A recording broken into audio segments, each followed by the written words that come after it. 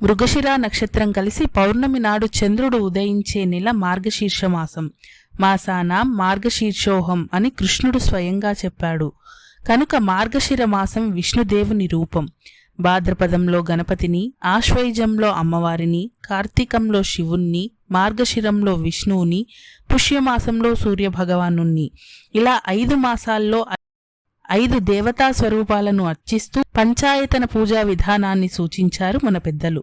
బ్రాహ్మీ ముహూర్తంలో నీటిలో అగ్ని, సూర్యుడు కలిసి ఉంటారని శాస్త్రం.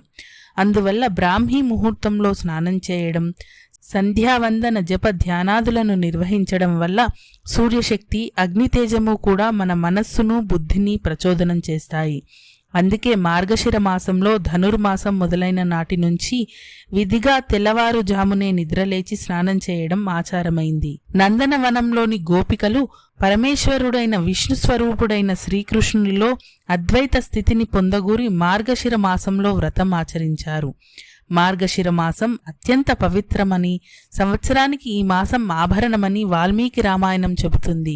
ఈ మాసంలో తామర పూలతో లక్ష్మీదేవిని పూజించిన వారికి మహానందాన్ని, సర్వసంపదలను ప్రసాదిస్తానని శ్రీ మహాలక్ష్మి స్వయంగా అగస్త్య మహర్షితో చెప్పింది.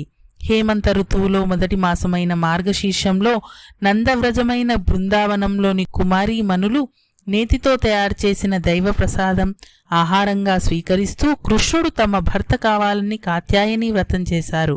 ఈ వ్రతం చేసిన వారికి అభీష్టాలు నెరవేరుతాయని శ్రీకృష్ణుడు స్వయంగా గోపికలతో చెప్పాడు. ఇంతటి మహావ్రతాన్ని మార్గశీర్షం మనకు అందించింది.